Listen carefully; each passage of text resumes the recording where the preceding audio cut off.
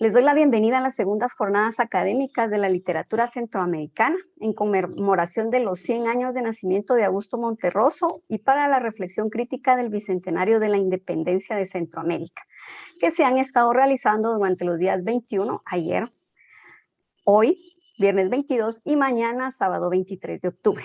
Esta mesa que pues vamos a escuchar se titula Reflexiones contra el olvido. Augusto Monterroso y Otto Raúl González a 100 años de su nacimiento. Tendremos una primera ponencia sobre Augusto Monterroso, la cual estará disertada por el licenciado Otto Custodio, de quien en este momento me serviré leer su hoja de vida. El magíster Otto Custodio posee una maestría en filosofía por la Universidad de San Carlos de Guatemala y funge como profesor titular del Departamento de Letras de la Facultad de Humanidades de esta misma casa de estudios. Se desempeña como profesor investigador del Instituto de Estudios de la Literatura Nacional, el INESLIN. La mayoría de sus investigaciones se enfocan en las áreas lingüísticas, filosófica y literaria. Habitualmente ha publicado artículos académicos. Dentro de los más recientes destacan Lenguaje, Traducción y Traductología en relación con el desarrollo humano, este artículo publicado en revista División de Desarrollo Académico del año 2019. Su otro artículo se titula La hermenéutica, método filosófico de interpretación de la verdad estética, en la revista del Departamento de Filosofía del año 2020. Además de liderar en proyectos académicos como Revista Estudiantil INESLIN en versión electrónica y en el Manual de Gramática Descriptiva, Unidades Gramaticales. Maestro Custodio, el tiempo es suyo. Muchas gracias, estimada licenciada Quina. Es un gusto para mí poder estar aquí con ustedes en esta actividad, que más que una actividad es una celebración del pensamiento y obra de Augusto Monterroso, y pues para mí es un honor que se me haya considerado para participar. Entonces, entrando directamente ya a la ponencia, esta se titula La filosofía de la existencia en las fábulas de Augusto Monterroso. Lo que yo planteo en este modesto ensayo es analizar 3 fábulas de Augusto Monterroso y buscar si existen elementos característicos respecto al existencialismo, que también lo vamos a conocer como filosofía de la existencia o decadentismo. Entonces, las fábulas que pretendo analizar son La mosca que soñaba que era un águila, El paraíso imperfecto y El espejo que no podría dormir. Para esto, alguna de la bibliografía que he consultado viene del filósofo francés Nicolas Abagnano, en Introducción al Existencialismo, Norberto Bobbio en su obra El Existencialismo, Jean-Paul Sartre en su obra El existencialismo es un humanismo, y por supuesto las obras de Augusto Monterroso, La oveja negra y demás fábulas. He dividido esta disertación en 5 partes, bastante breves. La primera parte es una alusión sucinta respecto a la naturaleza de las fábulas de Monterroso. La segunda, una concepción literaria del existencialismo. La tercera, el decadentismo en Monterroso. La cuarta parte, que he titulado 2 fábulas más. Y la última parte, que son las conclusiones. Entonces, entrando en la primera parte, que es una breve alusión respecto a la naturaleza de las fábulas de Monterroso, como les mencionaba, yo abordé el libro de La oveja negra y demás fábulas. Esta obra fue publicada en 1969 en su primera edición y cuenta con 40 fábulas. Lo interesante en esta obra es que posee un preomio, una introducción titulada Fabulista, Moralizador o Vacilador Fabuloso. Esta fue realizada por el ensayista guatemalteco Leonel Méndez Dávila. Es muy interesante porque ahí Dávila muestra cómo deben ser leídas las fábulas de Monterroso y describe también cuál fue la disposición con las que Monterroso redacta esas fábulas. Digamos, ahí Dávila señala que por lo general nosotros conocemos que las fábulas poseen una connotación moralizante. Sin embargo, en el trabajo de Monterroso, como se ha mencionado también en otras exposiciones, no está ese elemento aleccionador. O sea, él más que todo aborda el problema o aborda una temática desde un punto de vista lúdico. Es como un juego para Monterroso, más que buscar generar una moraleja. Entonces, lo relevante en ese proemio es la actitud que toma Monterroso al momento de escribir sus fábulas. Dávila lo denomina vacilador por, digamos, lo consciente o de forma inconsciente que él vierte un sentido amoral, subversivo, heterodoxo. Entonces, él vemos que desafía mucho de los cánones, de los estatutos ya establecidos de la literatura. Y eso es una característica bastante presente en la filosofía de la existencia. Entrando a la segunda parte, titulada Una concepción literaria del existencialismo, nosotros sabemos que la gran, digamos, cualidad de un fabulista es poder captar ciertas atribuciones humanas en los actantes, poder representar, si se quiere así, poder caer en un antropomorfismo. En esos breves relatos vemos ideas como el deseo, la envidia, astucia, duda, odio. Todos esos son elementos antropomórficos que se representan por lo general en animales o en objetos que no siempre, digamos, van a estar tan remarcados en los seres humanos, pero en las fábulas sí se hace un realce bastante exacerbado. Entonces, ahí vemos que cuando se están trabajando estos elementos antropomórficos, hay un ensimismamiento del individuo. O sea, cuando llegamos a ese ensimismamiento, es donde se empieza a comprender el decadentismo filosófico. Monterroso lo que propone de manera inconsciente, probablemente, es un solipsismo, o sea, aislarse completamente del mundo y entrar en una conversación con uno mismo. Esto lo podemos ver en la primera fábula, que se titula La mosca que soñaba que era un águila. Ahí vemos que uno de sus principales elementos es la eterna inconformidad, algo muy representativo de los seres humanos. Me disculpo con ustedes, voy a leer la fábula, porque me parece que al partir de su análisis, aprovechando que es una escritura corta, es posible hacerlo. Entonces abro la cita. Había una vez una mosca que todas las noches soñaba que era un águila y que se encontraba volando por los Alpes y los Andes. En los primeros momentos esto la volvía loca de felicidad, pero pasado un tiempo le causaba una sensación de angustia, pues hallaba las alas demasiado grandes, el cuerpo demasiado pesado, el pico demasiado duro y las garras demasiado fuertes. Bueno, que todo ese gran aparato le impedía posarse a gusto sobre los ricos pasteles o sobre las inmundicias humanas, así como sufrir a conciencia dándose topes contra los vidrios de su cuarto. En realidad no quería andar en las grandes alturas o en los espacios libres, ni mucho menos, pero cuando volvía en sí, lamentaba con toda el alma no ser un águila para remontar montañas, y se sentía tristísima de ser una mosca y por eso volaba tanto, y estaba tan inquieta y daba tantas vueltas, hasta que lentamente por la noche volvía a poner las sienes sobre la almohada. Fin de la cita. Entonces aquí vamos a partir de uno de los conceptos más importantes del filósofo Bobbio, es el concepto de lo posible, en alemán Möglichsein, o sea, la posibilidad del ser, el elemento, digamos, que el ser obtiene o que el individuo obtiene al caer en ese solipsismo. O sea, va a tratar de ver todas las posibilidades que están frente a él. O sea, va a tratar de encontrar su singularidad. Aquí quiero vincular la idea de que el romanticismo lleva al extremo esta singularidad. O sea, en cierto sentido es como un existencialismo heideggeriano. O sea, es olvidarse de los entes y concentrarse completamente en el ser. O sea, es vivir una vida auténtica, en palabras de Heidegger.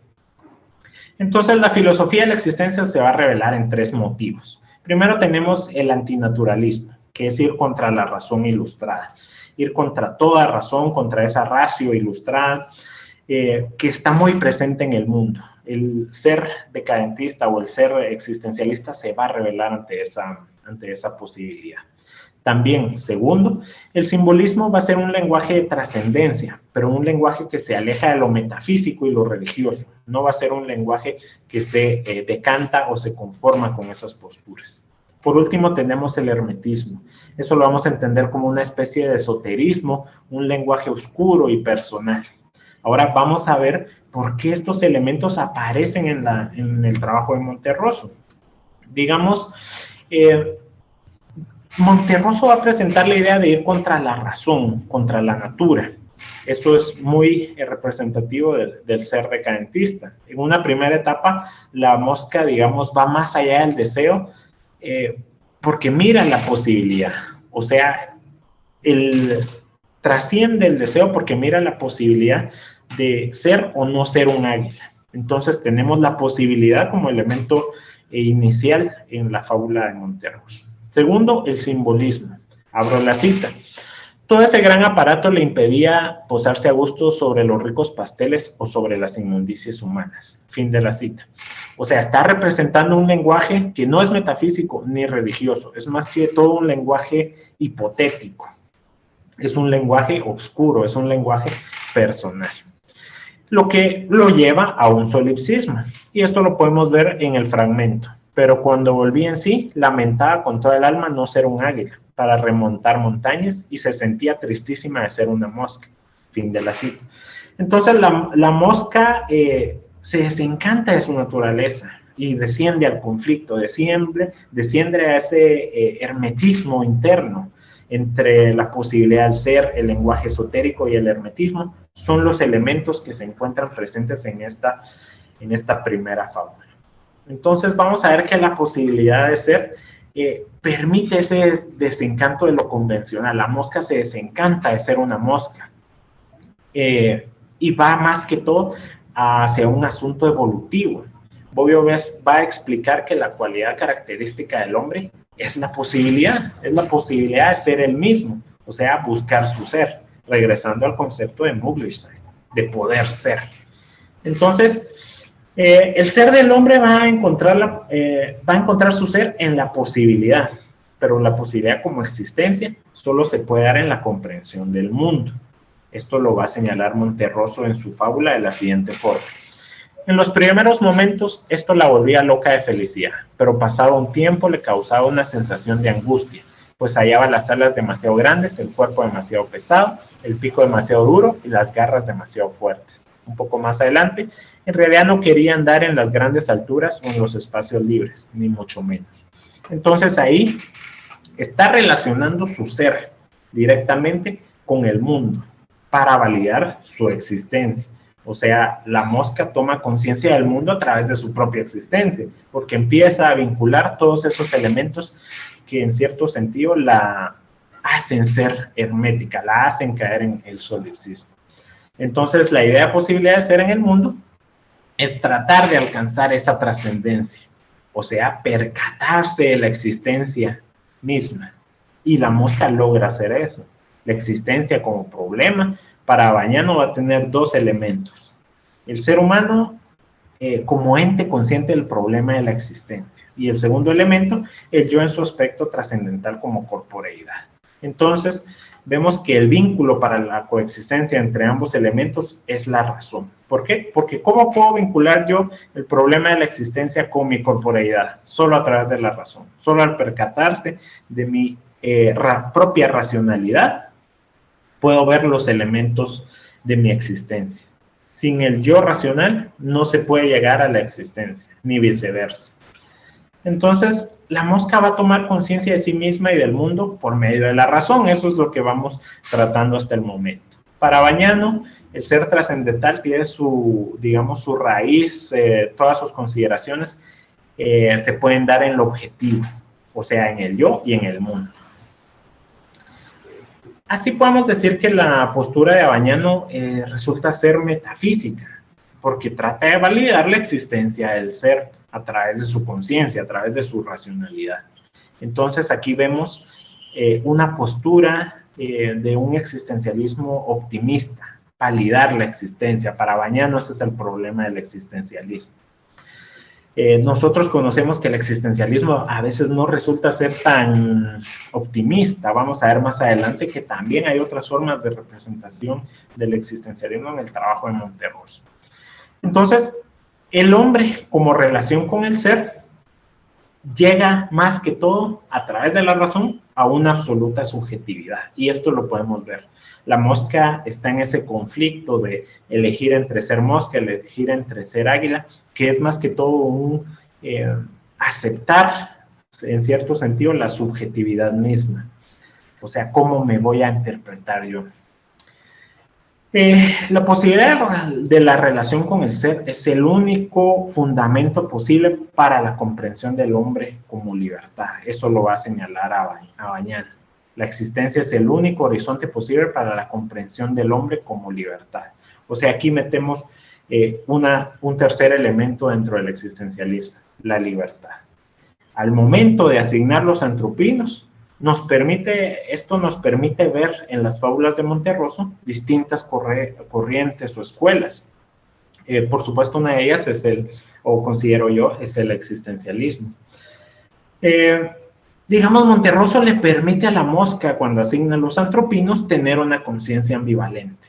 O sea, le está dando la posibilidad de elegir. Ahí está el elemento de la libertad. La existencia como fundamento de la libertad es elegir propiamente.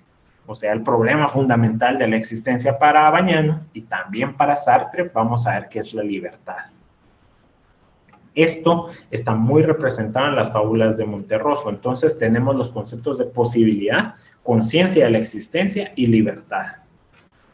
Una de las características fundamentales en el ser humano es la libertad. A través de la conciencia de poder elegir entre posibilidades. Ahí está el elemento de posibilidad que quiere señalar a Bañano. A Bañano va a explicar la posibilidad como, digamos, lo que soy o debo ser frente a otros. Construir mi propia naturaleza. Ese es el problema de la libertad.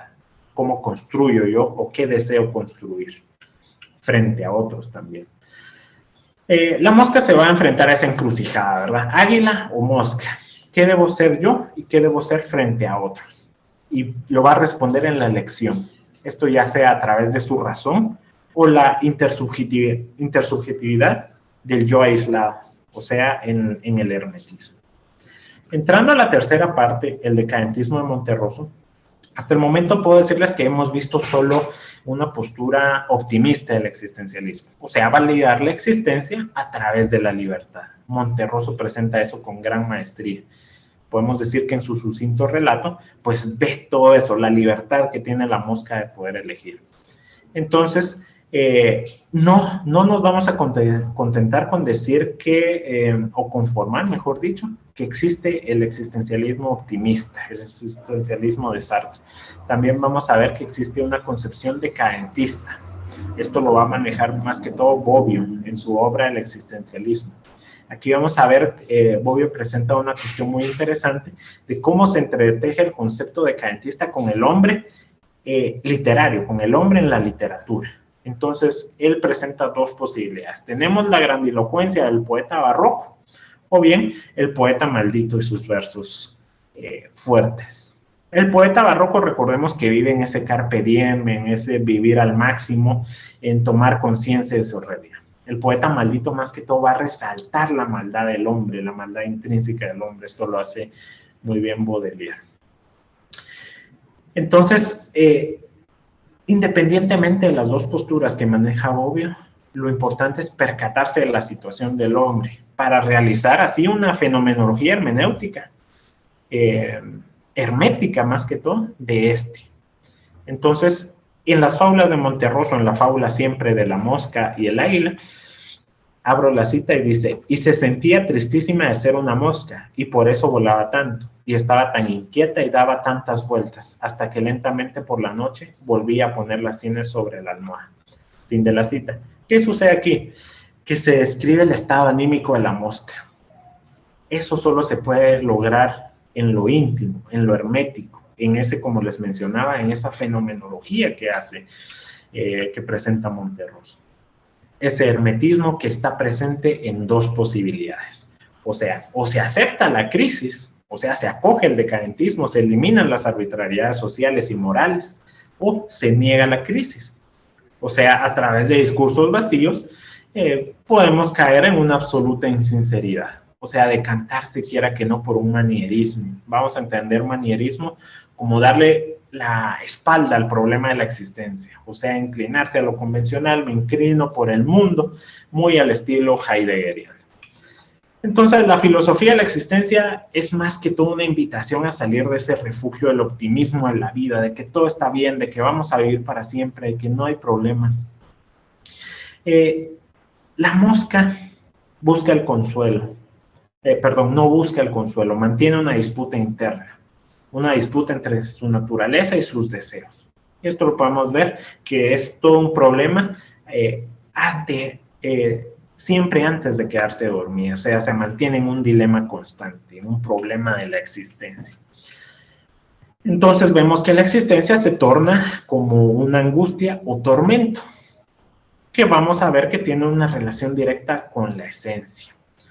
Sartre lo va a resaltar en su obra El existencialismo es un humanismo, como la esencia, es decir, el conjunto de fórmulas y de cualidades, precede a la existencia. O sea que la producción va a preceder a la existencia. ¿A qué me refiero con eso? De que el hombre no nace en una determinación. La validez de su existencia se antepone a lo que él es o será. O sea, no podemos validar la existencia de algo, o sea, no podemos decir la esencia si antes no está la existencia. Entonces, aquí vemos que regresamos a una postura optimista, ahora más que todo sartreana, del existencialismo, donde queremos validar la existencia a través de la esencia. Entonces, la mosca comprende que su existencia está en la esencia que la constituye, o sea, la percepción del mundo y los otros, más su propia subjetividad, los deseos, anhelos, todo eso va a conformar de forma holística su existencia. O sea, quiera que no, cada uno de esos elementos es una prueba irrefutable de que existe. Ahora bien, en este modesto análisis quiero concluir en esta parte que es posible apreciar una dualidad. Como hemos visto, un existencialismo pesimista y optimista. Monterroso esgrime ambos, y esa es la gran genialidad que él presenta de forma tan sucinta, de forma tan breve, logra englobar los tres problemas del existencialismo: esencia, posibilidad y libertad. Ahora bien, terminando con la fábula de la mosca, yo quise analizar dos fábulas más que son mucho más cortas, pero me parece que tienen un valor bastante fuerte para siempre en el campo del existencialismo. Estas dos fábulas son El paraíso imperfecto y El espejo que no podría dormir. Les voy a leer la primera. Es cierto, dijo mecánicamente el hombre, sin quitar la vista de las llamas que ardían en la chimenea aquella noche de invierno. En el paraíso hay amigos, música, algunos libros. Lo único malo de irse al cielo es que ahí el cielo no se ve. Fin de la cita. O sea, ahí lo que hay es una gran insatisfacción humana. De nuevo, problema fundamental de la existencia. Pero más que todo, hay un rechazo a la salvación. Nosotros vimos al inicio que el existencialista rechaza, digamos, el lenguaje metafísico y teológico. Esto se va a representar en esta fábula. O sea, ya no estamos tanto en un existencialismo, sino en un decadentismo. O sea, la actitud decadentista es alejarse de toda esa trascendencia y alejarse también del mundo para retraerse en uno mismo. O sea, vemos que sigue presente el hermetismo. El individuo decadentista se contrapone a la angustia ante la nada. Va a rechazar el humanismo, o sea, todo el cientismo como la ciencia convencional, va a rechazar la trascendencia metafísica o teológica, o sea, no quiere la salvación, por ejemplo, no quiere la resurrección o no la acepta en términos judeocristianos. El individuo decadentista acepta su finitud, no quiere consuelos. Entonces Monterroso presenta al individuo decadentista en la siguiente frase, o en el siguiente fragmento. Lo único malo de irse al cielo es que ahí el cielo no se ve. O sea, de una forma satírica, descreída, va a rechazar la salvación trascendental. El título mismo es, digamos, un oxímoron que conceptúa toda esa animadversión hacia la razón. O sea, si es un paraíso, por pura definición lógica debe ser perfecto. Pero Monterroso lo señala, el paraíso imperfecto. No puede existir un paraíso imperfecto, más Monterroso sí lo describe. Entonces se revela hacia la razón. El personaje protagónico de esa fábula se revela hacia la razón. Es un digamos, Monterroso se revela desde el personaje, incluso desde el título. Entonces, yendo al segundo tema, es el simbolismo. O sea, ahí hay poca tolerancia para el decadentista. El decadentista no, digamos, no solo toma en términos literarios la aversión a la razón, sino es todo un rechazo, se decanta mucho por el romanticismo, rechaza el clasicismo literario, la sobriedad del espíritu, todo eso para Bobbio y para el decadentista no tienen valor. O sea, la concepción de lo real como el símbolo de la trascendencia. O sea, es una interpretación, son motivos muy por románticos, va a argumentar Bobbio. Entonces es, digamos, escudriñar, quiera que no, lo que escapa de la razón, es un antiintelectualismo, como vimos al inicio. O sea, es una vuelta de regreso al hombre. O sea, es interpretar al hombre ya no de forma racional, sino de forma simbólica. En el paraíso imperfecto se evita, digamos, toda esa sobriedad, toda esa ortodoxia religiosa. Digamos, la razón del naturalismo tampoco es respuesta, porque sigue siendo una simbolización de lo que ésta puede explicar. Entonces el decadentismo va a negar la razón en su máxima expresión, va a negar la metafísica, un simbolismo convencional de la naturaleza e historia humana. O sea, la contemplación de la existencia del individuo, quiera que no, lo va a ver reflejado en el arte. Hay que hacer un retorno al arte, porque como habíamos platicado, hay que hacer un retorno al simbolismo. Pero, digamos, es esta arte muy de la mímesis aristotélica, es imitar la naturaleza por medio del arte mismo. O sea, son dos elementos a los que hay que retornar, el arte y la naturaleza. Digamos, el vínculo entre el ser del ser humano es la individualidad con el ser de otros seres humanos. O sea, quiera que no, cuando tratamos de explicar el ser de los otros humanos, lo hacemos a través del arte. ¿Por qué? Porque el arte es atemporal. El arte la podemos observar. Un cuadro de hace 200 años, de hace 300 años, nos explica lo mismo que explicaba en la época, en su época actual. Pero aquí vamos a decir que el arte es sincrónica, ¿verdad? O sea, su esencia no pertenece al hombre.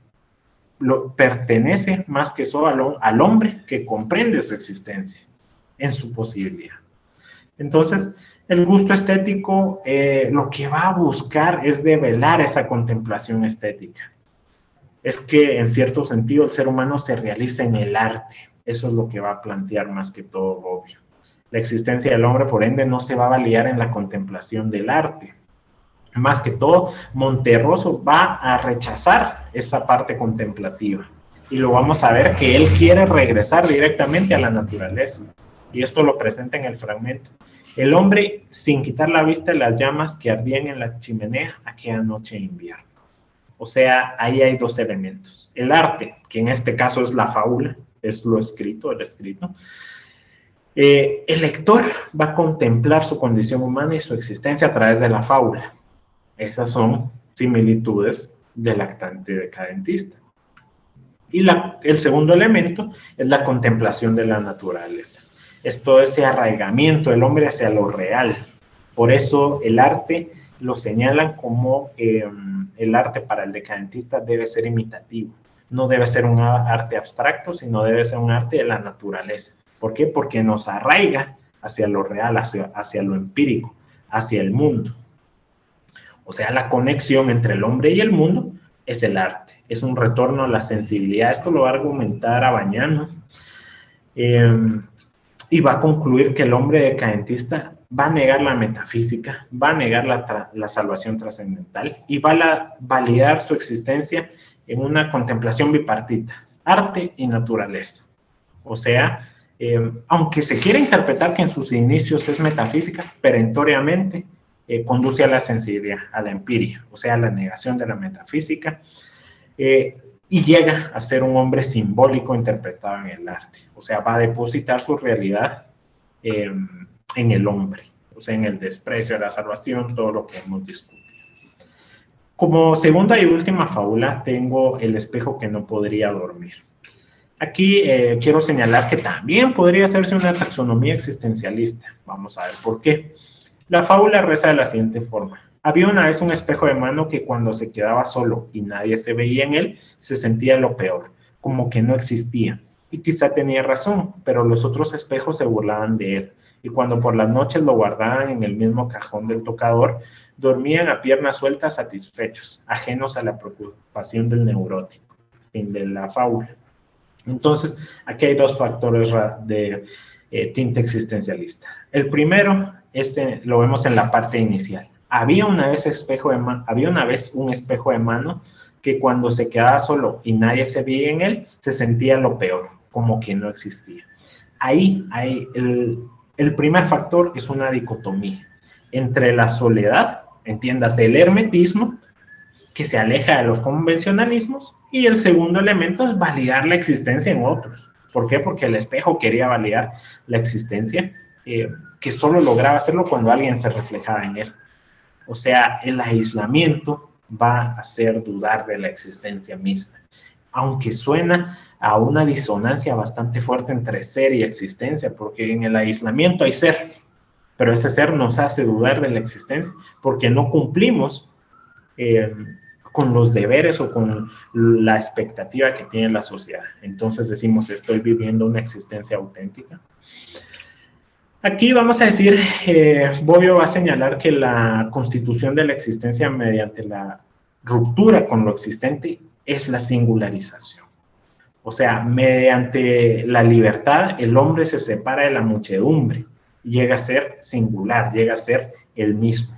Esto lo maneja mucho Monterroso. O sea, casi siempre es un personaje aislado, un personaje que está pensando constantemente, que está elucubrando respecto a su mismo ser. Entonces, regresamos al inicio, al concepto de posibilidad, el Möglichkeit. O sea, la libertad no consiste en alcanzar un ideal universal. Aquí nos podemos ir a un ideal tipo Übermensch de Nietzsche o rebelarse a la cotidianidad, caer en un anarquismo. No, es simplemente volverse la excepción ante la crisis. O sea, el individuo en su singularidad se aleja de otros, pero digamos no aspira a un estado de iluminación, de trascendencia, de elevación, sino que más que todo quiere percatarse de la crisis para no formar parte de ella. O sea, rebelarse contra las leyes sociales, civiles, contra los convencionalismos, pero no con una actitud bélica, como bien podría ser una postura socialista o una postura nietzscheana. Es más que todo, por ejemplo, el espejo rompe con el mundo, pero no con una actitud pendenciera. Más bien va a pretender encontrar su autenticidad, o sea, validar su existencia con ese rompimiento. Para Bobbio lo va a validar a través de la singularización y, por supuesto, también con lo que pueda representar ante la sociedad. Y eso lo maneja en el espejo. O sea, yo voy a validar mi existencia cuando pueda, en términos del espejo, reflejar a otro. Entonces, él se va a sentir incompleto cuando no logra, digamos, desarrollar su propósito. Y el segundo y último factor, recordemos que el primero era esa dicotomía, el hermetismo y la validación del otro. En el segundo es que no puede existir un personalismo, y esto lo maneja Monterroso muy bien. No puede haber un personalismo ni siquiera laico. O sea, sus fábulas no son una exaltación a la persona, es más que todo ver el papel que desempeñan en la sociedad. O sea, a través del papel que desempeñan en la sociedad resulta su validación existencial. Esto, digamos, podemos concluirlo en palabras de Bobbio, de que las personas o el reconocimiento de las personas va a depender del otro. Este ya es un pensamiento un tanto pesimista, porque quiere decir que no hay un personalismo, que no hay una validación de la persona de por sí. Entonces el valor del hombre no puede disociarse de su condición de ser social. O sea, lo que puede dar a la sociedad y la posibilidad de su colaboración. Esos son los elementos que señala Bobbio para validar la existencia. Entonces, aquí concluyo con este modesto análisis que hice de 3 de las fábulas de Monterroso, y entiendo que hay un tiempo aparte para discutir las conclusiones. Les agradezco mucho su tiempo y espero que sea de su agrado la intervención.